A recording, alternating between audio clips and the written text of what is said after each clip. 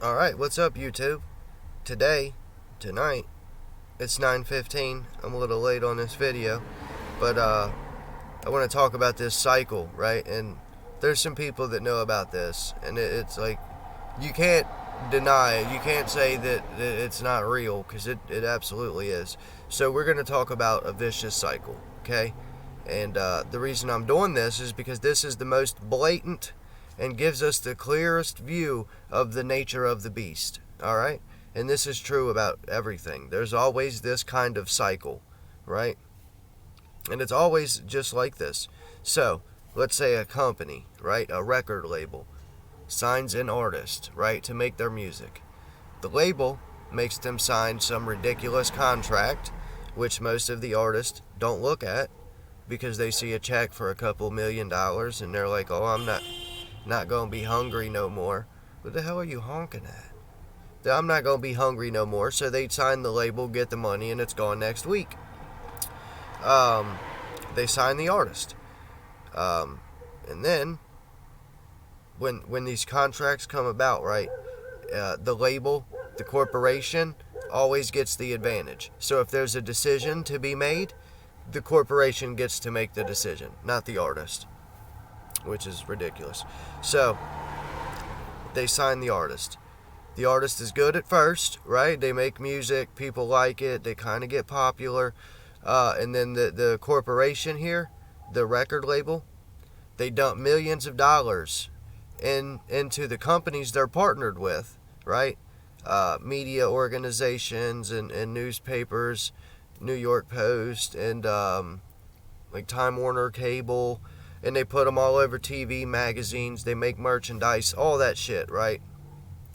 So, the TV networks plaster the image of the artist all over, right? They're in TV, magazines, products, everywhere, right? And then right off top, right, before the artist has even started making money, they have to pay back all that promotion money. So they start off millions of dollars in debt. But, well, not but, then, when they've spent enough money on the artist, right, when they've already spent millions of dollars promoting the artist, they don't need to be nice anymore. They show their true colors, and they tell the artist, like, oh, this isn't good enough, we're not putting this out, and they won't produce the art unless they approve. So the artist has to change their art to what the label wants, right? What the label wants is usually degrading immoral behaviors that feed the flesh and harm the spirit. Sex, drugs, violence, guns, all that shit. Most music, right, it's about violence and drugs. Rap, anyway. And shit like that. And if the artist doesn't meet the deadlines, right, that come in the contract, or they refuse to make the music, the label can sue them for everything far beyond their initial investment, right? So let's say you come into it broke, right? You see that couple $1,000,000 and you're like, yeah, you signed the contract, you got your $1,000,000. And then this label goes and spends $10 million promoting your image, right? They put you on TV, on billboards, in books, all that shit. You owe all that already. You owe all that money back. You owe the promotion money, and usually when they give you money up front, that's just an advance, they call it, and you owe that back too. You don't really get anything. It's all your money. All of it is, because you're paying that shit back regardless. You get what I'm saying? They just gave you your money ahead of time, and if you don't do what they say, you won't have shit, right? Let's say you say, no, I'm not making violent music. You default on the contract, they sue you for $100 million. It probably wouldn't be that much if you just started out. But, and then you go work at McDonald's, they're going to take it out of your check at McDonald's. They're going, anywhere you work, they'll be right there getting that money. It's crazy. And this is making a deal with the devil. You sold your art, you sold yourself out, now you'll never be free. No matter where you go, you owe these bastards money. And this isn't just about the music industry. This happens all through all of the industries, really. Don't sign any contract. Not even, if it says sign here, don't fucking sign it. I refuse to sign anything. Like, anything. So, this is a deal with the devil. The oldest meaning of soul, going back as far as you can go back, right? If you look at what soul is, it's synonymous with work. The work that you do across your lifetime, right? So if you get into a contract and you start doing work that you don't want to do for money that you've already spent, you've sold your work. You're not doing work you want to do. You have to spend your life doing something you hate because you owe. You've sold your soul. It's crazy. That's when you sell out, right? So, when you sell your art, right? When you make music about who you are and what you've been through. That's it. If you can't do that because you fucked up with the contract, you sold out. Now comes the worst part, right? Even after the label makes their money off the artist first, right? Before the artist gets paid, the label gets paid. If they do a contract and make $400,000, right? The label is going to get a percentage of that off top to pay back what you've already got, right? It's crazy.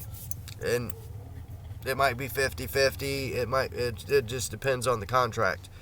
Go look at some people who signed music contracts and didn't read the contract. It's crazy. After the label makes money off the art, right? Okay. Then, right. So after the label makes their money, then the TV networks, right, where they promoted the music, the label gives them millions of dollars to put the image everywhere so often, right? Those news or media networks, they get tax dollars. They get tax dollars. Take that in. And yes, you pay taxes for it. Also, these TV networks, they can be 501c3 apparently. I discovered that when I was doing a little research on this. If they abide by federal guidelines, they're 501c3. They don't pay taxes, but they bring taxes in.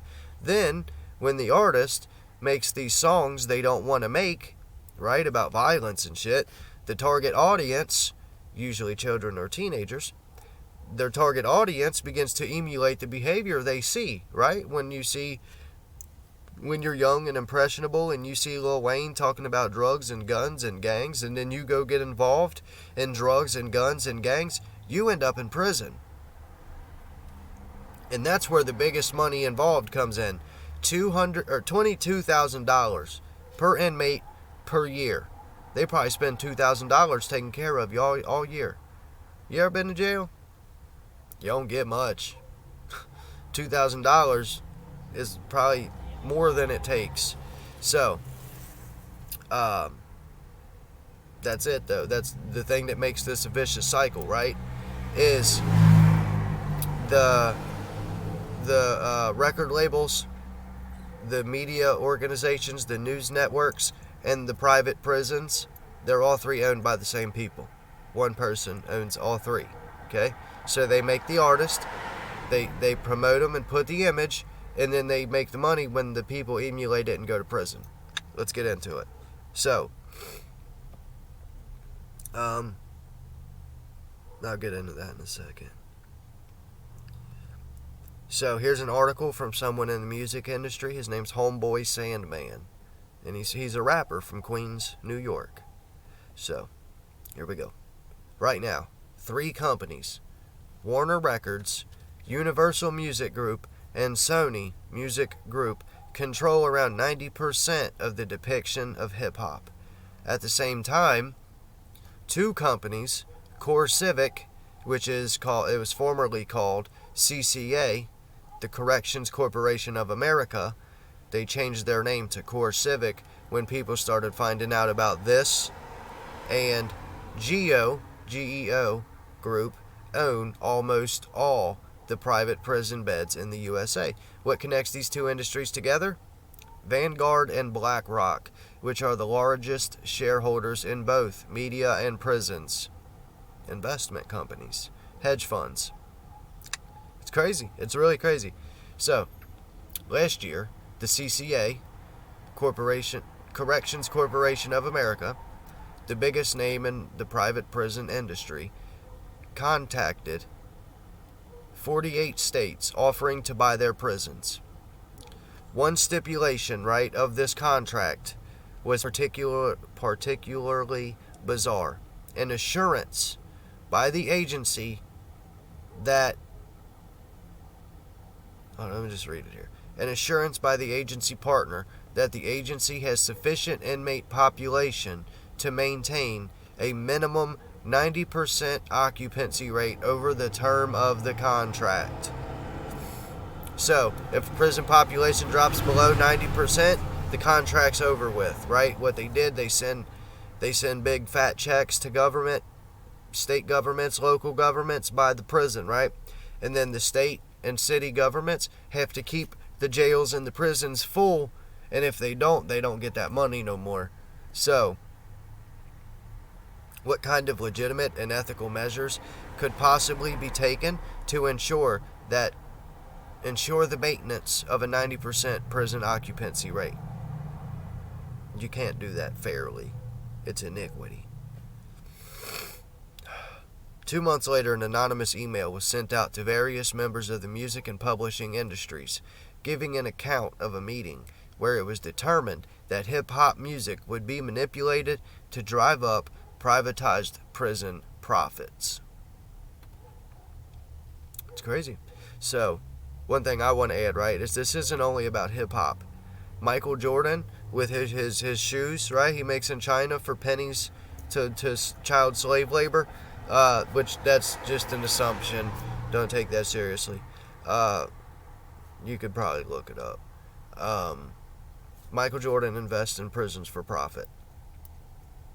So when people say, oh, he's the greatest, yeah, no, he's not. He's a worker of iniquity. Last year, this right here blew me away, and I would love to, I'll look more into this. Last year, right, and this was like 2013, 2014, we're well into this contract. Last year, 232 media executives were responsible for the intake of 277 million Americans. Now, while this might be hard to pin down like a specific people and specific numbers, it isn't hard to see that it's true, you know? Like one news network broadcasting one specific artist often enough could land, it could influence millions of people to emulate those behaviors and end up in prison. So, last year, 232 media executives were responsible for the intake of 277 million Americans by controlling all the avenues necessary to manufacture any celebrity and incite any trend. That's basically what I just said. Time Warner, as owner of Warner Brothers Records, Time Warner, the cable company, with a whole list of channels that they broadcast on their TV, owns Warner Brothers Records, where they make the artists. So, Time Warner, as owner of Warner Brothers Records, can not only sign any artist to a recording contract, but also, as the owner of Entertainment Weekly, they can see to it that they get next week's cover, right? So they can make an artist and then plaster his image everywhere. Also, the owner of New Line Cinemas, HBO, and TNT, they can have their artists cast in a leading role in a film that, when they take it out of theaters, will be put into rotation first on premium, then on basic cable, without any consideration of the music whatsoever. The artist will already be a star. Though such monopolies also extend into radio stations and networks that air music videos. I read that wrong, but that's okay.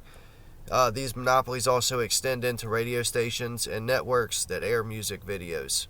For consumers, choice is often illusory. Both BET and MTV belong to Viacom. Viacom, while Hot 97, New York City's top hip-hop station, is owned by MS Communications. Online streaming is controlled by Clear Channel, who also owns rival station Power 105. It's insane. It's the same way as the food organizations do the same shit. You can get Pepsi or Coke, but Pepsi and Coke are made by the same fucking company. There is no choice. There are many other startling overlaps in private prison mass media ownership, but two underlying facts become clear very quickly. The people who own the media are the same people who own the private prisons. Non-debatable, the exact same people. And using one to promote the other is, or would be, depending on your analysis, very lucrative. So, in short, what they like to do is promote and endorse an artist who glorifies drug use, right? So everybody wants to use drugs, like this artist, and then at the same time, they send lobbyists to Washington, D.C. to increase the sentences for drug offenses. It's absurd, but let's go on. Prison industry lobbyists, this sentence is incredibly, it's insane. Prison industry lobbyists developing and encouraging criminal justice policies to advance financial interest has been well documented. That's a hell of a sentence. The most notorious example is the Washington-based American Legislative Council, a policy organization funded by CCA and GEO, both of the names mentioned above, which successfully championed the incarceration, promoting truth in sentencing, and 3 strikes sentencing laws. It's crazy, huh? I can't breathe. I hate cold weather. If the motive of the private prison industry were the good-hearted desire to get hold of inmates as quickly as possible for the purpose of sooner successfully rehabilitating them, maintenance of a 90% occupancy rate would be considered a huge failure, not a functioning prerequisite. If your prison's 90% full, that means you got a bad society. Unless you got this shit going on. The largest rise in incarceration that this country has ever seen correlates to the drug war. Any guess as to what sparked that? Hip-hop music. Crime rates declined since this time. This decreasing crime rate was pointed out enthusiastically by skeptics eager to debunk last year's anonymous industry insider, which was Homeboy Sandman, who we just was reading from, who painted a picture of popularized hip-hop as a tool for imprisoning masses. What wasn't pointed out was that despite crime rates going down, incarceration rates have skyrocketed. Isn't that something? There's less crime being committed, but the number of people going to jail is going up. That's what you get. Finally, let's not forget the wealth of evidence to support the notion that crime, drug, and prison glorifying hip-hop only outsells other hip-hop because it receives so much more exposure and financial backing, and that when given equal exposure, talent is a much more reliable indicator of success. And there you have it, one of the most vicious cycles in existence. And I do agree that if they wouldn't put violent music everywhere to promote violent behavior, then talented artists would excel. But if you actually have talent and you want peace, they won't let you go anywhere. It's the way the beast works. But peace out, guys. Love ya.